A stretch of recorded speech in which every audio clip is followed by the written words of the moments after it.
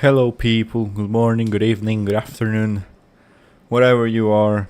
Hope you're doing well. You're having a great day, and hopefully, you're happy with today's win. I am one of those. I'm very happy with today. In terms of winning the game, I think we did what we had to. We won the game away from home, 3 points. You cannot lose points in these league stages of the Champions League. However, we have a lot to talk about, and that is because of the midfield that we play away from home. It seems to me like we are doing the same thing that happened at Liverpool and also at United. So we gotta talk about that. Also, how the subs impact the game and were very good when they came in. And some takes on Thierry Henry, CBS, Golasso Sport, talks, like he was talking some sense into it. I think him as a legend of the football club and as a fan of the football club as well, he wants trophies, he wants silverware, and we have spent a bunch of money so far this season and also previous seasons. Like ever since Arteta came in, we have spent 1 billion euros to build the squad that we have now. We now have a squad depth. I think today's game was the perfect example of us having great players coming off the bench to help us win a game like today. And we have to win now. We have to win trophies. I think him as a fan wants that as well. And we're going to talk about what he said and also what I think about what they spoke on that segment. So first of all, we're going to go into the stats. So basically we had 6 shots on target, 10 shots overall, 60% of possession against 40. Bilbao shot 10 times, got 3. Raya didn't have to do too much, to be honest. The fouls, I think it was a very physical game. So Declan Rice got a yellow card early on. Thankfully, he didn't get a second yellow card. He deserved it. The referee missed it completely. And let's just see. Well, the rest, no, normal. Just it was a game that I thought was boring in the first half. Then second half looked more intense. Both teams trying to get a win. So it was very, very good. The second half. We have to just think on. Let me just review this one for a moment.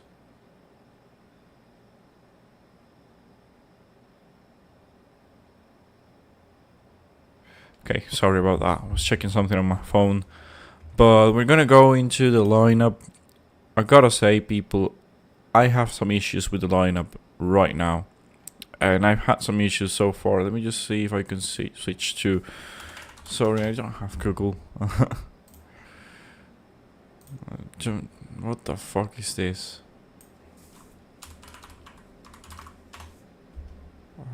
Got it wrong. But that's it. I didn't. Let me check. Okay, now here we go. So those are the stats. Now we have some of the games completed. Juventus tied the game with Dortmund. Spurs won 1-0. Real Madrid won 2-1. I think Marseille played very good. We had this team Karabakh that won 3-0. Let me see the losers. It was PSV, I believe. Yeah, PSV. And Union and what? Toulouse 3-1. Okay, no, so PSG was the one that lost. PSV, sorry. So Athletic they lost. Villarreal, Marseille, Benfica were the team that lost against Karabakh. No idea where they are from, to be honest. Away from home as well. Great win by them. So that's the table at the moment. Of course, not every single team has played. We're gonna move on to the lineups. I have an issue with the lineup right now. I want to speak about The back four, great back four. We went strong with the defense. The starting lineup of last game against Nottingham Forest, and we played the same back four: Raya, Timber, Mosquera, Gabriel, Calafiori. It's good because away from home you want to keep a clean sheet, you want to impose yourself defensively. And we were playing a team that had Iñaki Williams, who is kind of old, but he's still a good player, he's a good striker. You want to keep him quiet, and you want to keep the clean sheet. Now we're moving on to the midfield. This is where I have a problem. We saw against Liverpool that the same three that we are looking at right now, Royce, Subimendi and Merino, are not good enough. We lack creativity. And some people say that Merino is not a defensive midfielder. He is more creative, he's more attacking wise because of the way he plays for Spain. But he plays international football that way. For Spain, he plays attacking wise. The tactics that Spain has around Mikel Merino are different than the ones that we have at Arsenal. So he plays that way for Spain because Spain has a system that allows him to score goals. And he scored 3 goals against Turkey. They won 6-0. It was an easy game. If you score more than 3 goals in a game, it's an easy fucking game. We've seen that for Arsenal as well. Every time we score 3 goals, it's an easy game. The Nottingham Forest game was very easy. We scored 3. It's always that. So Mikel Merino, yes, he got a hat-trick. He has 6 goals in 6 games for Spain, which means he has scored 3 goals in other games and a hat-trick in one of them. So that's the way he plays international football, which is different from club football. Club football is much more difficult, and also there's better quality of teams when it comes to club football. And the way we play is not the same like Spain plays. Mikel Merino is not the same player for us than he is for Spain because he is not playing in the same system. We go defensively again. This manager hasn't learned from the mistakes. And we are going to go on to the subs in a moment. But the first half we were dead. First half, I know Gyökeres had a chance. 2 chances, a header as well that he should have put in the back of the net. Then he had another chance where he had to run. And instead of running towards goal, he drifted towards the left. And then made a weak shot on his left foot. He has to get better on those chances. And he has to be more clinical. But the midfield today were lacking creativity. As a team, as a whole, we were lacking creativity. Noni Madueke was the only one trying something different. He had a great cross to Eze, and unfortunately, Eze got too comfortable and couldn't shoot the ball. But the 3 in midfield, I'm not happy with this lineup. Not happy at all, because we have to learn from the mistakes that we have already made. Against Liverpool, we made that kind of mistake. And we lost the game. We went out there not to lose the game. The difference today was that, of course, Athletic Bilbao are not as good as Liverpool. Simple as that. They are not a good team compared to Liverpool. We should have won 3 or 4-0 today if it wasn't for Gyökeres missing those chances. But those chances never came from the midfield areas. It came from Calafiori because we know he played attacking wise. It came from Madueke as well. Then a cross from Timber that was a header for Gyökeres. The midfield area was lacking today creativity. They were lacking understanding between them. We really got ourselves in danger early in the game. And the fact that Bilbao never scored is because they are not good enough. And that's the truth about it. The same thing that happened with Man United in the first game of the season. It seems to me like the manager doesn't learn how to stop the issues that the team currently has. Because we have a very good team. We have creative players on the bench. We have Eze, who is a creative player, sticking into the left side of the pitch. And it really hurts me to go, every time we go away from home, we play defensively. We have Zubimendi, Royce, and Merino. None of these three are really ball tackling midfielders. We lost Thomas Partey, who was the one that got the ball from the opposition. And we saw today Declan Rice tried it. He got a yellow card early on. Zubimendi tried it. He got a yellow card as well. Merino, he was kind of in the middle. He got some balls and he was trying to be creative enough, but he doesn't have that. He is a guy that you put in midfield to be a box-to-box midfielder that can go up and score a goal. And that's not the way Arsenal plays. That's not how we play. Merino's strength is to be a box-to-box player that can go up and score a goal. That's how he plays. And we're trying to make him be a creative player when he's not. And we had, again, Ethan Nwaneri on the bench. What the hell does he has to do to start a game?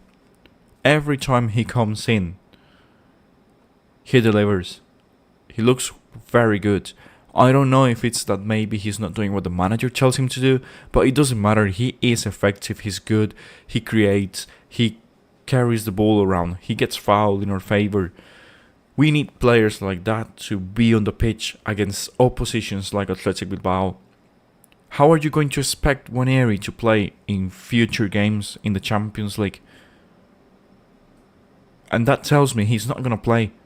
He's not going to play, and the manager doesn't fancy him. He doesn't like him. He's not one of the favorites of the manager. It's really a shame that we have a guy like him wasted on the bench for this type of games.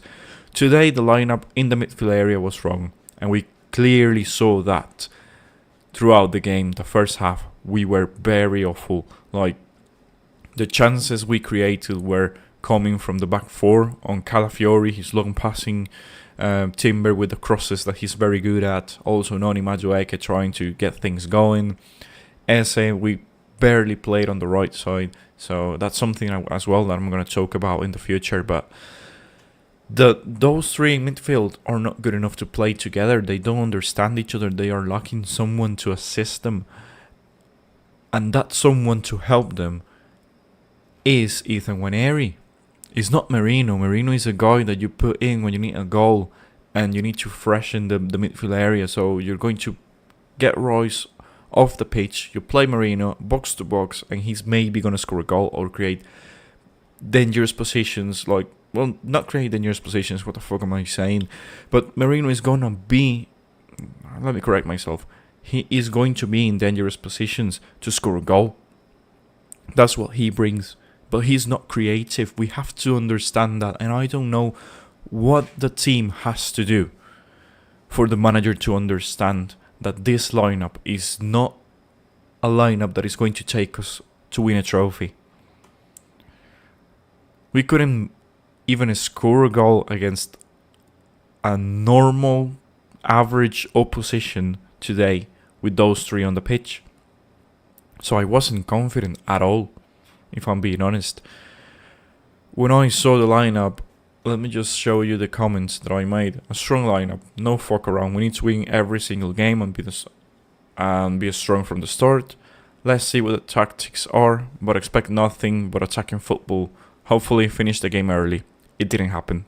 Why? Because we have three defensive players in the midfield area. And I get why people are saying that Merino is not a defensive player or defensive-minded player. Yeah, you can say he is a defensive midfielder, centre mid, or attacking player. It don't matter. We don't play the same as Spain. We don't have the same manager as Spain has. We don't have the same players around. Merino is good for Spain because he has creative players around him. And he's more free to go into danger areas. For us, he is not free to do those things.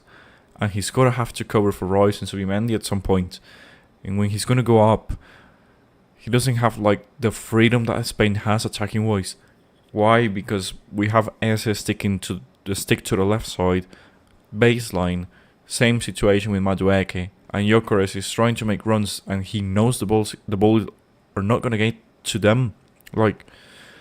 He knows the balls are not going to arrive to his feet. And it has been, 5 games into the season and Gyökeres hasn't had a clear-cut chance.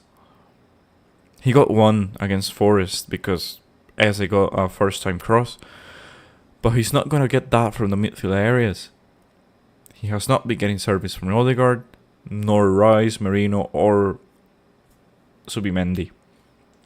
Every single chance he has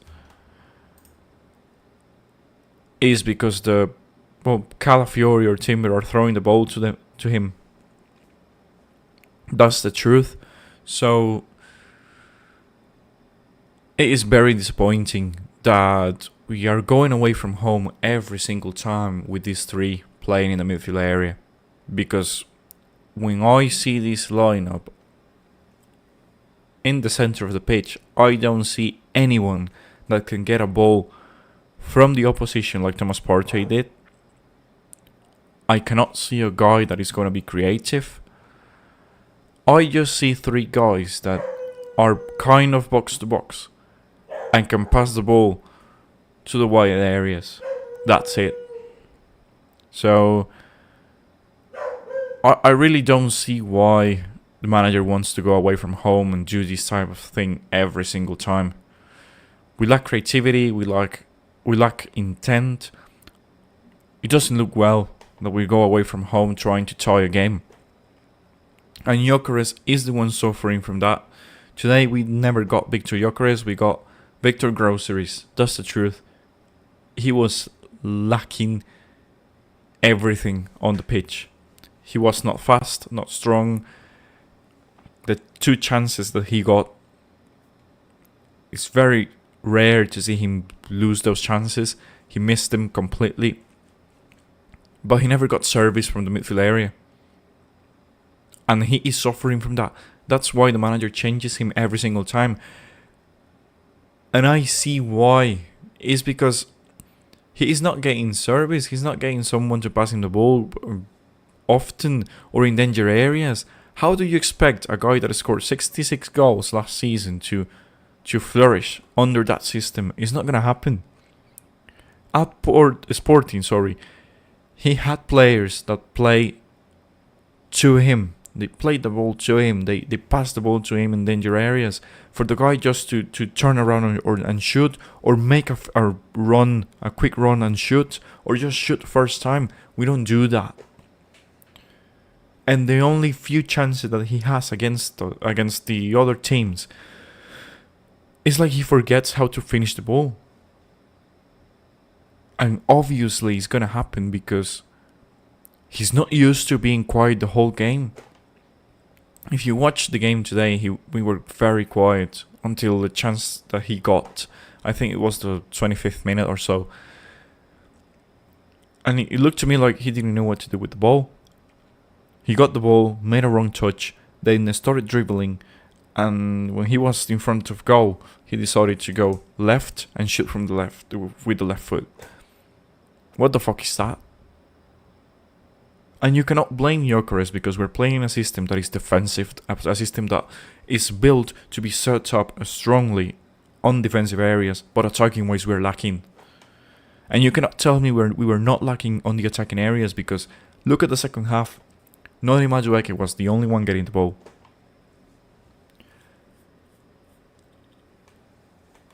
Literally, I remember 15 minutes in the second half that I thought, I'm going to watch Noni Madueke every single minute. Every time we had the ball, we went to the right side. And it was so much that at some point during the game, literally the left back knew what was going to happen. And he started to put Noni Madueke on this area right here. Like, gonna point it out. Right here. Because he knew every single ball we had was gonna go straight to Noni Madueke in this area. And guess what happened? Nothing dangerous. Nothing. Madueke ran past him one time, made a shot. Simon got the ball. What a save. That was it. But every single time we passed the ball to Noni Madueke in that area, this area right fucking here, and he was doing absolutely nothing. And I'm not going to take a dig at him because that is what the manager wants us to do. If you watch Saka, he plays the same way. He gets the ball here, he runs a little bit and then passes it backward. He passes the ball backwards to Timber or to Martin Odegaard. So it's not the player's fault, it's the manager's fault. We have different players and the same fucking style. We had Eze on the left. And we always say, oh yeah, the players are not going to pass the ball to Martinelli because he's on the left and they don't trust Martinelli. Eze got the ball twice in the second half. And one of those times he was right here. The second time he was trying to drift inwards and pass the ball to Trossard. So he literally got the ball here and ran through the center of the pitch, passed the ball to Trossard, and then Trossard made a foul. Those were the only 2 times Eze got the fucking ball in the second half. So you cannot tell me it's the players because they are not the issue right here. It's the manager because that's the system that we play. We play a boring system and we play the same fucking way. Everything to the right. Every single time we had the ball, we go to the right side. We don't play on the left side, and we know the issue that we have is the left side in general. Now we have an upgrade, we have Eze, and we're not even playing the ball to him. And when he has the ball in our own ground, in our own fucking half. How do you expect the players to flourish under this system? No wonder Victor Gyökeres is dead, Eze is dead as well. Noni Madueke is the only one that is different. Why? Because we play on the right side every single time. Gyökeres is not getting service. Why? Because we're playing 3 defensive-minded players.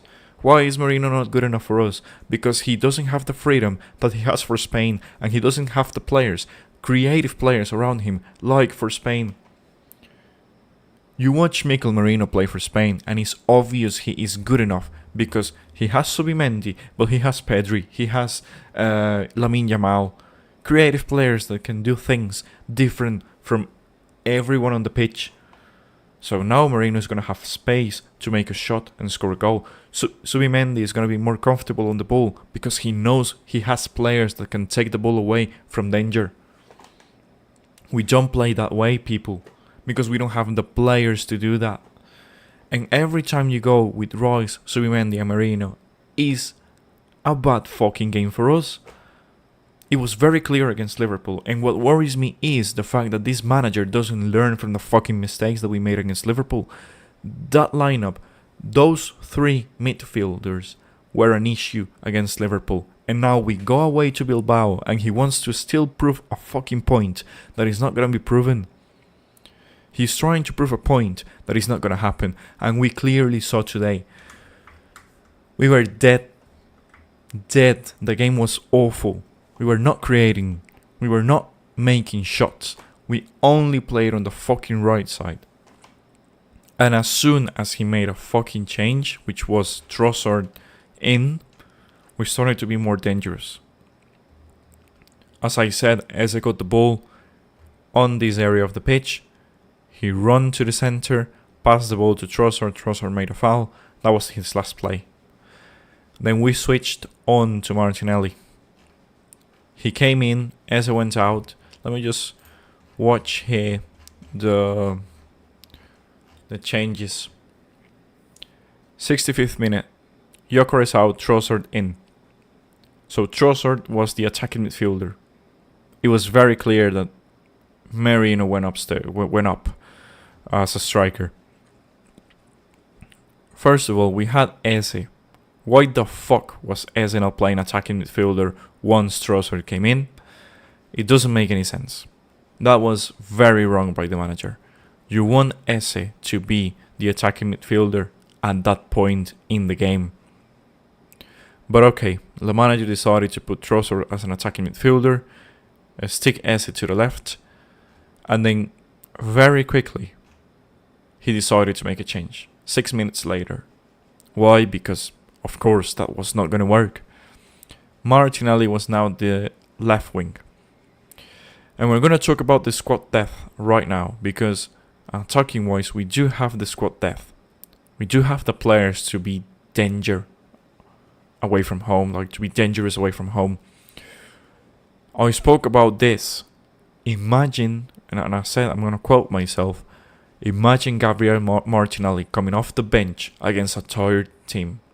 And that's exactly what happened today. He came in, the opposition team, they were very tired.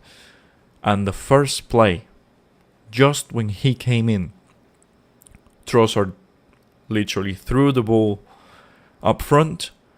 And because of Martinelli's speed, he was able to get away from the defender and score a goal. Yes, the first touch wasn't good enough, but he recovered himself. He ran past the defender, running straight towards goal because he was in the center of the pitch. And he scored the goal. And it doesn't matter if it was a bad finish or it doesn't matter. The goalkeeper couldn't get the ball, which is good enough for us because he scored the goal. I don't care how the shot was. As long as the shot goes inside the goal, I don't care. We scored the goal. Perfect. Now, this is something that I want to talk about, and I've said it before. Martinelli is not a left winger. He is a striker. Every time he runs in the center of the pitch, and he's in front of goal, it's going to be a goal. Every time he's in front of goal, he finishes, he scores. Why? Because he is a pure striker. He is a center forward. That's the guy that you want in front of goal when there is a counter-attack. When the team is going to have a counter-attack, you want to throw the ball and tell Martinelli, run and score a fucking goal. You want Gabriel Martinelli to be the guy standing in the middle of the pitch, running towards the ball when there is a clearance. And let's be honest here, I know Trossard maybe meant it. The pass was looking like a clearance. But it was so good. That's counter-attacking football. Every time we counter-attack and Gabriel Martinelli is the last guy to pass the ball to, we score. The same thing happened against Madrid last season. Gabriel Martinelli is a centre forward. And I don't know what the manager has to do to see that. I don't know, because a lot of people can see that Martinelli is not a left winger. He is atrocious on the left side. And it has to do with the tactics of the manager as well, because if we look at Eze today, he looked the same way as Martinelli does every single game. So it has to do with the tactics of the manager, and I don't get why are people not looking at that. There are people defending the manager every single time, but is the manager's fault that Gabriel Martinelli is on a downfall? Is the manager's fault that Eze today was dreadful? Why? Because those are the tactics that we do. We are right side dependent. And Saka is tired for that. It really hurts to say this, but Saka has been injured for a while now, and he goes away injured every single time. And that has a reason, and the reason is because we only play on the fucking right side. Every single time we have a ball, we play to the right side. And it's very disappointing that we have now a bunch of options to play attacking wise, and we always go to the right side. It makes no sense to me. Noni Madueke was, for me, very good. I've seen people dragging him down today because of the way he played and he was not dangerous and whatnot. I think Noni Madueke was very good, but you cannot ask a player to do a bunch of things when he has the ball every single time we attack. You need to switch it up a bit. You need to attack to the left, attack from the left, you need to attack from the right, then go to the center. But the tactics of this manager really hurt me, because literally, people, look at the second half. We only played the ball to the right side. So for me, the downfall of Gabriel Martinelli and the atrocious game that Eze had today has to do with the manager. Has to do with the tactics. And it clearly changed once the bench players came in. Trossard came in, Martinelli came in, and the manager literally proves he proved to himself that the starting lineup was incorrect. You're playing Trossard, who is kind of more creative than the guys that we have in the middle, and you played Martinelli as an attacking striker, as a centre forward on that play.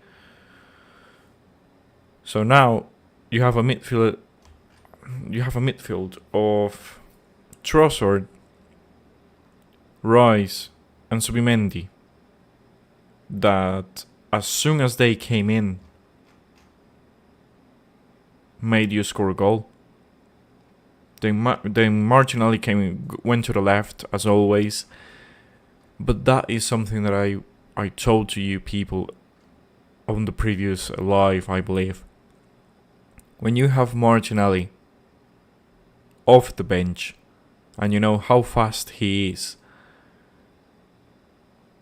that is a worrying sign for any opposition team. Because now you have to deal with a guy that is dangerous, that is fast, has stamina, and is going to outrun the defenders, and that's exactly what happened.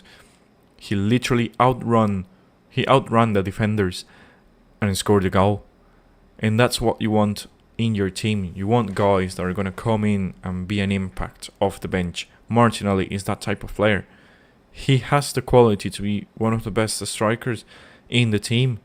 The issue is we are sticking him to the left side because the manager wants him to be the left winger. Okay, let's say that's cool. Martinelli now as a player has to find ways to score a goal, and that was one of them. He saw the chance, he took it, ran through the middle and scored a goal. Very good goal, very good counter-attack, and literally that proved to this manager that the lineup was incorrect. The issue I have here is I am expecting next game to have the same fucking midfield. And the manager is going to do that. Mikel Arteta is going to play Mikel Merino, Rice, and Subimendi. And we're playing against City. A City team that has lost games at home this season. They lost to Spurs. And we're going to play that fucking midfield instead of going to the Etihad and beat them. Because we want to fucking take care of every single score. That is such a pussy move. And I'm gonna say that, bro. Because this season we have a team to go away from home and beat every single team in the league. We have all the players that we have available at the moment are good enough to go and beat Man City, are good enough to go and beat Liverpool. But what happened at Liverpool? We played defensive. We played not to lose the fucking game. And that's exactly what's going to happen at the Etihad. I'm expecting the same lineup. Same lineup. And that is going to be a worry because Pep Guardiola is going to watch that.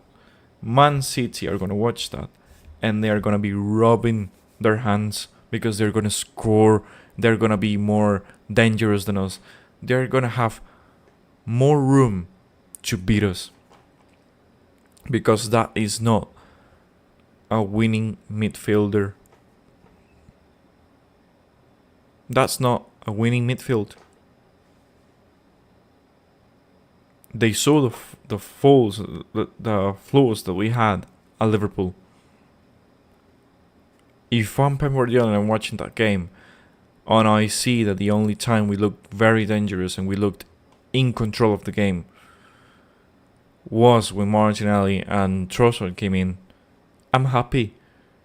Because I know now that away from home, that's the lineup that Mikel Arteta is going to use. And it's not the best available lineup. Mikel Merino, Rice and Subimendi are not the best available midfielders that we have. We have Eze, we have Waneri. Those two guys are better in the midfield than having Merino with Subimendi and Rice. If anything, I prefer to have Merino and Subimendi and then, Eze or Waneri. Why? Because we already saw against Forest that Merino and Subimendi work together very well. And then you add a different type of player in Ethan Waneri, and you have the creative player that those other two need to improve their game. And it's very clear when you watch Spain. You watch Spain and you see Subimendi, Merino, and Pedri, two guys that are, ball controlling midfielders, box to box type of midfielders. Subimendi maybe more calm on the ball. He is more composed. Then Mikel Merino, who is more of a box to box player, and they have Pedri there that connects every single player around him. That's why they are so good for Spain, not for us, because you have Declan Rice, who is also a box-to-box player. He's not as good taking the ball away from the opposition, and he is basically the same type of player as Merino, Subimendi. And you have three players that are the same. That doesn't work. You need someone different. That's why the midfield for me last season was better, because we had Partey that was a ball-taking midfielder. He was a pure defensive midfielder. Then you had Rice, who was more free to roam around and shoot the ball and, be in the places that we needed help. And then you had Martin Odegaard, who was a guy that was more free to play a pass. He wasn't so afraid to lose the ball from a pass because they knew they had Thomas Partey at the back. So I'm telling you guys, if we're going to go to the Etihad and we're going to play that midfield, we are done. Man City are not going to spare us if we play those three from the start. We need someone different. And I'm not saying Martin Odegaard has to play, because for me he is not the best available midfielder that we have. The best one is Eze. You have to play Eze as an attacking midfielder. You have to play Martinelli on the left. Saka is injured, so he's not going to play. You have to play Martinelli on the left, Madueke on the right, Gyökeres and Eze as an attacking player, as an attacking midfielder. And then you add Merino and Subimendi, because those two now have the missing player to improve their own game during the game. If you put Merino and Subimendi, you're basically going to have the same Spanish midfield threat, because you're going to have Eze, who is going to connect every single one of the players. They need a creative player to improve their own game, and we clearly saw that today. As soon as Trossard came in, it was a different game. That's why we scored 6 minutes after Trossard came in. That's why we scored when Martinelli was in. Literally the first ball he took, he created his own chance by running past defenders and scoring a goal. Simple. Simple football. Now we are moving on to, the second goal. I gotta say, Martinelli, very good. As I said before, he was fresh, he had the stamina, he ran past the defender, made a good pass, and then Trossard made a great finish. We know Trossard is a very good finisher. He was in a dangerous area, great spot to be, and he shot the ball. Was a very good goal. And then, that was basically it. Hincapié came in, did nothing, like 91st minute, just to get some minutes in. No issue with what he did.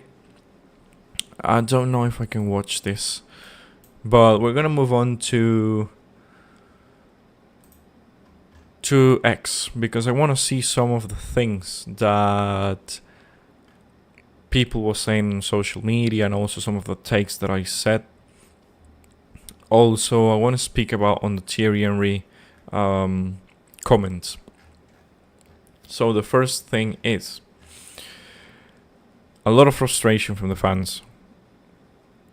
This was not the first comment I saw from fans saying that this midfield was awful. Subi, Rice, Merino, nonsense when you have Waneri. And this worries me, because supposedly Waneri had minutes agreement, and that's why he signed the papers. I think that's a bunch of lies. The manager tried to convince him, but it's very clear that the manager doesn't fancy him. He is not the main man for the manager. He is not a guy that the manager wants to play. The manager literally played him when he was 15 just to get the record of the youngest player in the Premier League. That was it. Because we have him available now. We had him at the last season as well when Odegaard was injured, and the manager is not playing him. And I don't see why Waneri is not playing, because every time he comes into the pitch, he plays very well. Very, very well. He does the job. And he's a type of player that goes outside of the box, of the comfort zone that Arsenal has. Maybe that's why Waneri is not playing. Because he's one of those players that goes outside of that comfort zone that the team has. I genuinely believe that's why the manager doesn't play him. But if you look at the best players in the world, those are the type of players that you want. We talk about Lamine Yamal. He thinks outside the box. He goes outside of that comfort zone. We talk about Mbappe. He used to do that at PSG. Maybe he's not as good now for Real Madrid, but he is a type of guy that does that. Erling Haaland, the same thing. So, the best players in the world right now, they go outside that comfort zone. That's Ethan Waneri for me, and that's the main reason that I think the manager doesn't play him. But it's very worrying, the fact that you have a creative player and you're not even using him. You really are not even using the guy. Why is that? It makes no sense. We clearly saw today that we needed creative players to win the game. And the manager's first option was to play Trossard. It was a failed experiment last season when he played in the attacking midfielder role. So that tells me a lot. And that worries me. Because Ethan Waneri was not even considered the first option. And we clearly saw last season when Trossard was the attacking midfielder that he was a failed experiment. And we had a bunch of people, and it was very clear to see that he was not creative. That he was struggling in the midfield. And the manager today preferred to play Trossard on that role instead of Waneri. So Ethan Waneri must be very worried and angry that he saw in an extension.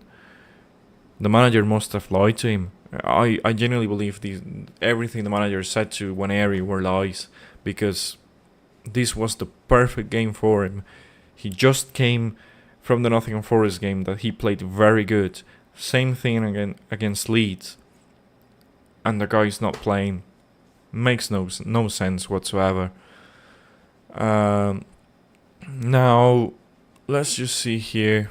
Again, we're talking about the midfield.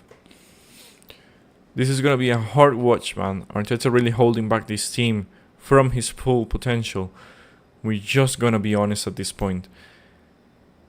That's the frustration from the fans after watching the midfield.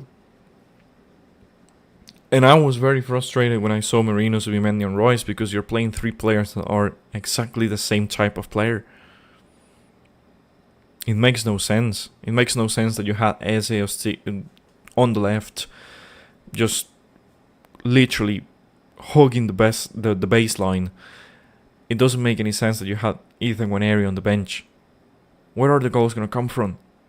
And the goals came from Trossard when he came in, because that was the creative player that you decided to play.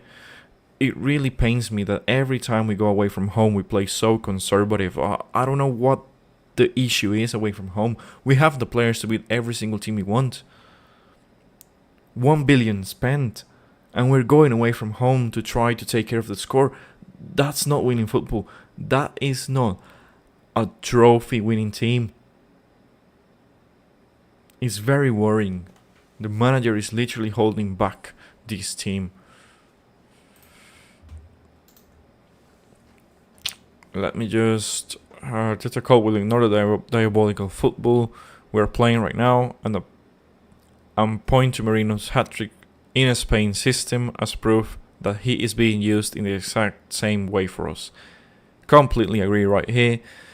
The issue is we are not playing in the same system as Spain, and we have to see that. It's very easy to see that. It's just Arteta sexuals, as always. They're gonna defend the fucking manager, but we don't play the same system as Spain. It's simple as that.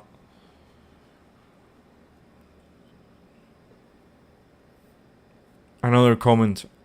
As a Spanish guy, I don't know how Arteta constantly get his midfield wrong. Fucking Evertonian, man. And that's the truth. Every single game away from home, we're playing too conservative, we're playing too defensive, we're playing to take care of the score. That's not how you win football. And that's the issue that I have with Mikel Arteta. Every mistake he makes, he doesn't learn from it. He tries and tries and tries. So fucking stubborn every single time. Like, he is very stubborn. Like, he wants to prove his point, and he fails every single time. Till the point that he has to fucking switch the players to score. So it's very disappointing. Very, very disappointing. He tries to prove his points every single time, and it's just like, managers like that doesn't win anything. And a manager is able to adapt. This manager is not. He knows that against Liverpool, he got it completely wrong, and he's still playing the same fucking midfield. And today he got it wrong until he made the subs. So that's very worrying, people. You cannot win a league when a manager is like that. What's the point on trying to prove every single one of the people around you wrong? You have to swallow your pride and understand that you're wrong. We're human beings, we commit mistakes. He has done those mistakes. As a team, if you keep doing the same mistakes over and over again, you're gonna get nowhere. And that's exactly what's happening to us. We have finished third, and then 3 times second place. And that's because we never learned from the mistakes that we committed. One of those mistakes is tying too many games. And we went on to Liverpool to try and tie the game. And we lost it. We're still doing the same fucking thing that we did 3 seasons ago. And we never won a single trophy on those fucking 3 seasons. So we have a guy that is not learning from the mistakes he makes every single time. That's very worrying. That's very worrying because the manager has to adapt. The manager has to recognize, okay, I made a mistake. I need to change it up a bit now. But no, he's trying to prove a point every single time, and today he got it wrong. It could have cost us 3 points. 2 points if we tie the game. And when he decided to change it, now everyone's gonna say, oh, Arteta masterclass. No, it wasn't a fucking masterclass. He decided to throw the 2 guys that every single fan is saying they don't want in the team. And those guys got him out of fucking jail. Playing a completely different way that what the manager told him to do. Because and I can bet that the manager never told those guys to throw the ball the way they did. And he told Martinelli to stick to the fucking left. I can bet you anything you want, money-wise, that fucking manager, Mikel Arteta, told Martinelli, stick to the left, hug the baseline. And Martinelli decided, fuck it, I'm not going to do it, I'm going to score. And that's how he scored. Trossard, same thing. Maybe the manager was telling him, and I bet to you the manager told him, keep the ball, try to pass it to Marino, try to keep possession, play backwards. And Trossard said, okay, fuck it, I'm going to throw the ball, Martinelli's there. He has to get it. So for me, the goal 100% are on the players, not the manager. And he literally, the manager saw the issue and said, okay, who the fuck do I put in? Okay, I'm going to throw in Martinelli and Trossard because those 2, nobody wants them. Try and do something, get me something. Those 2 guys got the manager out of jail today, because if not, literally the fan base was gonna go nuts if we tied the game today. Thankfully, it didn't happen, but we can clearly see the frustration from the fans here. White Yardy, another guy being on social media, we know who he is. Some fans love Arteta more than the club, and that's very worrying, guys. That's very worrying because the manager is an employee. If he gets it wrong, he's going to be sacked. You cannot expect a guy to stay at the club forever when he has won only one fucking trophy in 6 years. And it was a COVID trophy. He got the midfield wrong, he got the subs correct. Yes, it's simple like that. Nothing wrong with giving criticism and credit. Completely agree with the comment, and we saw a bunch of fucking idiots talking about defending the manager. Look at this fucking idiot right here. I commented. Not only that, Ethan and Eze were available to play on the 10, Martinelli and Trossard on the left wing. The manager saw the issue, made the changes, but got the starting 11 incorrect. It really hurts me to see fans saying this type of shit. Eze cannot hold the ball out wide, let alone in the 10. Bro, have you not seen Eze play for Palace before? And mind you, he is not talking about this game, he's talking about in general. The way he commented on it. Now he says, game was too intense for Ethan. This is a man's game, not boys. What the fuck is that? It's fucking football. Messi was playing at 16 years old. Messi was playing with fucking Ronaldinho. Cristiano Ronaldo at that fucking age was tearing apart the Premier League. It's not about mans and boys, you fucking cunt. It's about quality. It's about tactics. It's about the guy that is going to take us to the fucking next level or to score a fucking goal. And this is what I replied, and I was very angry about it. Eze can't hold the ball. I've seen enough. But it's so great that I've actually watched Eze at Palace. Can't be happy after one FA Cup in 6 seasons. Yes, because the fucking idiot says, be happy. No, I'm not happy. Because if we were playing against a better opposition, we would have lost the game. From the start. That first half would have been 2-0 down for Arsenal. And then you saw the game, he was struggling. Yes, he was fucking struggling. Why? Because he was hugging baseline. And every time we had the ball, we went to the right side. Because that's what the manager does. He goes to the right side every single time. We have different players, people. Just wake up and realize that. We have different players. Today, Odegaard was not on the pitch. Today, Noni Madueke was the right winger. Eze was the left winger. Victor Gyökeres was the striker. How did we play? The same way as last season. When Havertz was the striker, Odegaard was the attacking midfielder, Saka was on the right, Martinelli on the left. And we played the same fucking way. Every time we had the ball, we went to the right side. Noni Madueke was tired today. He was lost of ideas. Why? Because the second half, every single time he was there, we played the ball to him. He literally didn't know what to do. And then at some point in the game, he was trying something. The left back, wasn't buying into it. And he went backwards. So Noni Madueke was there trying to do his stuff, going left, right, trying to, get the fullback to flinch. The fullback wasn't buying in because we played to the right side every single time. So he literally said, I'm just going to stay here and see what the fuck Madueke is going to do. And then Madueke decided to go backwards. Saka does the same fucking thing. You watch Madueke in the second half today, that's the same thing Saka does.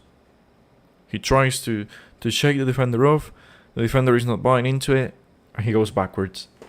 And then we move on the ball to the center of the pitch, and then back to the right side. The tactics are wrong, people. We have different players, and we play the same fucking way. And Eze was literally baseline, waiting for someone to pass him the ball. And no one did. He was literally watching the game. He was like a fan watching the game from up close. It's so disappointing. if you watch every single great team, they play left and right the same way they play in the center. Like, they didn't have a favorite side. Literally, they could play anywhere. Left side, right side, center of the pitch. They could attack from every single angle and they would score. The Real Madrid side of Cristiano Ronaldo, Benzema and Bale did the same thing. They attacked from anywhere. They scored from anywhere. The Chelsea team that beat us every single time for a bunch of years, with Didier Drogba as the striker, they attacked from anywhere. The Chelsea team that had fucking Hazard attacked from anywhere on the pitch, even with Hazard available. The great Arsenal team, the Invincibles, they attacked from the right, from the left, and in the center. Why? Because they had Pires, Ljungberg, and they already had Dennis Bergkamp and Thierry Henry. A great team attacks from anywhere. They don't have a favorite side, but we are just too fucking predictable. Every time we have the ball, we go to the right. And it was very obvious, like, it's not about the players, it's about the manager. We had different players today available and we played the same fucking way. Madueke, I was laughing because I didn't want it to cry. Madueke didn't know what to fucking do. Every time he tried to recover, he got the ball back to his feet. He was trying something and you could see at some point in the game, like, literally the fullback just standing there. Like, okay, what are you going to do? And Madueke was like, nope, I'm going back. We went to the center and the ball back to Madueke. And Eze on the left side, waiting for someone to pass him the ball. And then he got tired of it. He went to our own first, half of the pitch, got the ball, pass it to the fullback, and then at some point the same thing. He got the ball right in the middle, decided to run to the center, pass the ball to Trossard, and that was the last play. He literally touched the ball 2 times in the second half because we never went left. We had Eze, such a fucking dangerous player, wasted on the left, hugging baseline. No one passing the ball to him. At one point in the game, you could clearly see he was alone. Not even the defender was there, and we never passed the ball to him. Very worrying. Very, very worrying. If we are going to play like that in the Champions League, we are not going to get anywhere. And not even the Champions League. Any competition. If we play the same way we did today, and we start playing the same way we have done in the last couple of years, where we go right every single time, we are winning nothing this season. And that's something that I wanted to say, because Thierry Henry said it today very clear. Thierry Henry said that no more excuses. No more excuses, people. Let me just check on that. Hopefully he's going to start in the 10, but that's not going to happen. That's like a game against City now. We're going to play the same fucking midfield, and we're going to do nothing. But let me just say to you people. The thing is... Okay, I'm just going to take a look at... we have Chop Gunners as well saying, chess move. We're not playing chess, you fucking idiot. We're playing football. Football. Micromanagement. That is something I wanted to talk about. I don't know if I'm going to get copyright. Hopefully not. But Eze here, having the ball, first half, he's going middle because he's an attacking midfielder. He wants to bring danger. And then Mikler are telling him to stick to the fucking side. And look how we are right side dependent. We are playing on the right side right now. Eze is alone, asking for the fucking ball. No one is giving it to him. Now he gets it, and he is in the left back position, losing the ball. Those are awful tactics. Why is Calafiori ahead of him? Look where Calafiori is. That's where Eze should be. Such dreadful tactics, people. And I'm gonna come back to what Bean Sports said. There was an old guy saying that the manager was gonna be the Arsenal issue. I completely agree with it. The manager is the issue. We have a guy that doesn't know how to play the players in the right way. We have a guy that doesn't know the players' strength. Like, he's not utilizing Gyökeres the way he should. He's clearly not using Eze as he should. And we are still playing only right side. Every time we have the ball, we go right. And we have different players. We have more dangerous players. The left side now is fixed. Why? Because Calafiori is a very good player right now. He looks defensively very sound. Attacking wise, he's very good. And he has been great. Eze is now the left wing that we want to start every single game. He is very good. He's very versatile. He brings danger. He one-on-one against defenders. He's very good. He's gonna come out as the winner of those duels. And we're still playing right side. And no wonder why Saka is injured, because every time we go right, he is the one that receives the ball. He is the one having all that burden on him. Because we only play right side. If we have the ball, we're going right. Odegaard has the ball, goes right. Every single player we have in this team goes right side. We have to use the left. We have to use the center. We are very predictable, and that's why we have not won the league or any single trophy since this manager came in and decided to rebuild the squad. If you look at the time we won the FA Cup, we attacked from anywhere. And we utilized the strikers the right way. And we're not doing that right now. I wanted to talk about on the Thierry Henry comments. I know I extended myself quite a bit, but this is going to be quick. As he said, the building is tall. 6 years, 1 billion spent. The building has to finish right now. Because we're building a squad, build. We have Eze now. We have Noni Madueke now, who has been very good. We have Gyökeres, a guy that scored 66 goals last season. We have Ethan Nwaneri, who now is ready to play. You decided that you wanted Subimendi. You kept Merino, who is another one of your signings, Mikel Arteta. We have Mosquera, who is very good. Hincapié, another good player. The squad is complete now. You have a good backup goalkeeper as well. This is the fucking season to win a trophy. If not, you have to be gone. Mikel Arteta has to be gone if we don't win any single trophy this season. Because he has to deliver. 1 billion spent. He has to fucking deliver.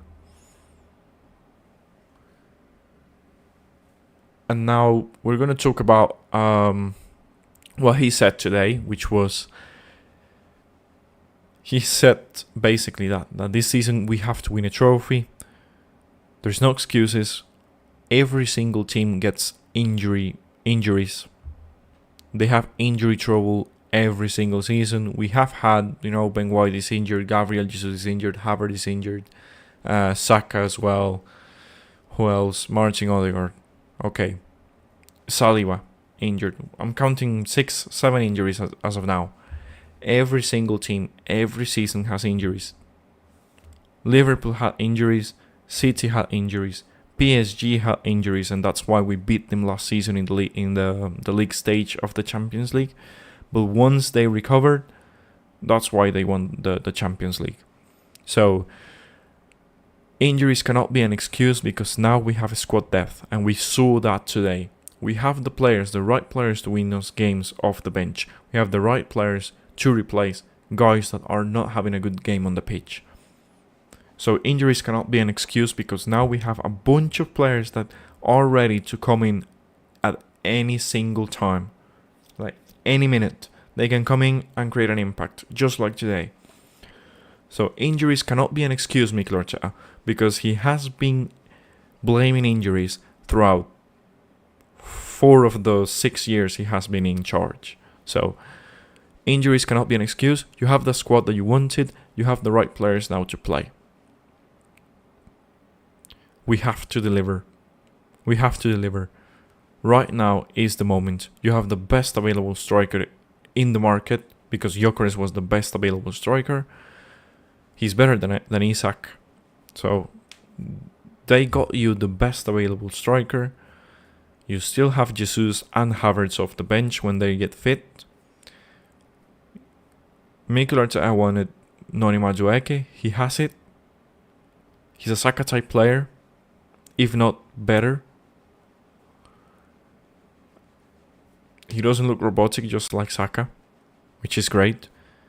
You have Eze, who is a Premier League proven player, a versatile player, a guy that is going to win you duels 1-on-1 and that is going to bring you danger.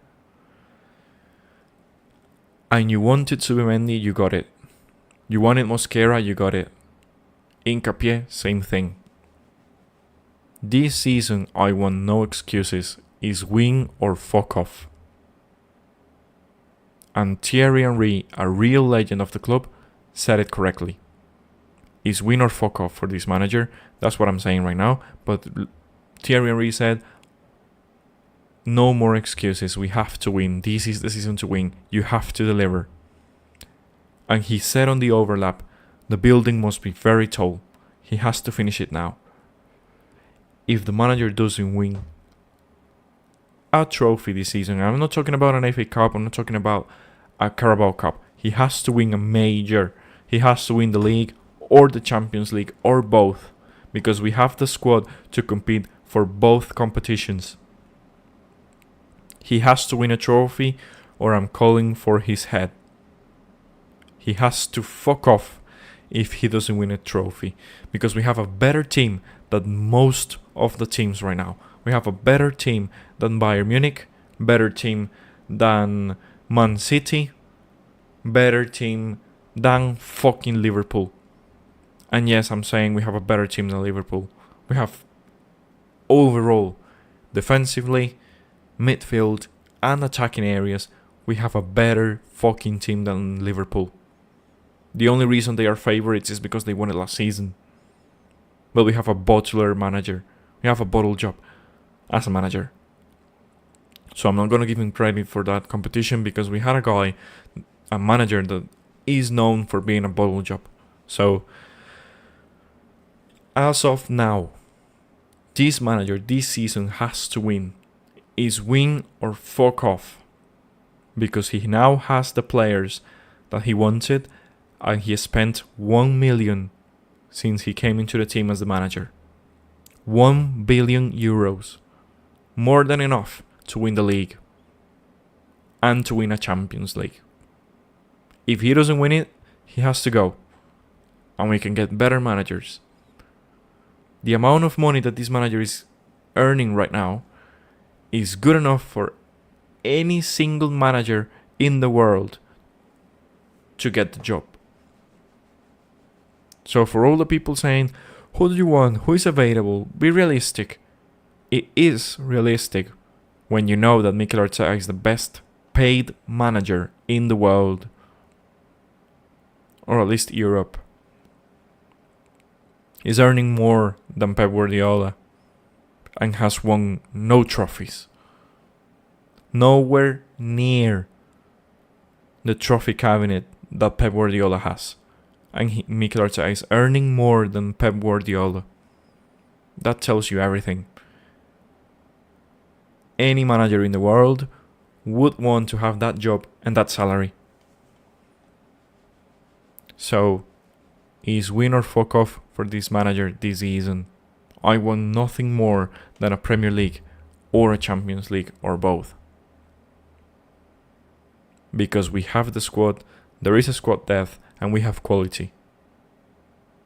The guys off the bench are good enough to start any single game we have this season and to create an impact play, just like today.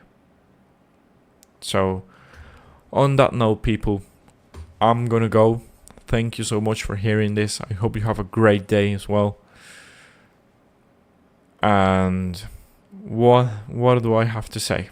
I think nothing less, nothing more. Just the players that the fan base went out literally saved this manager today. Got the manager out of jail. So, on that note, thank you guys for hearing this. Hope you have a great day, and bye bye.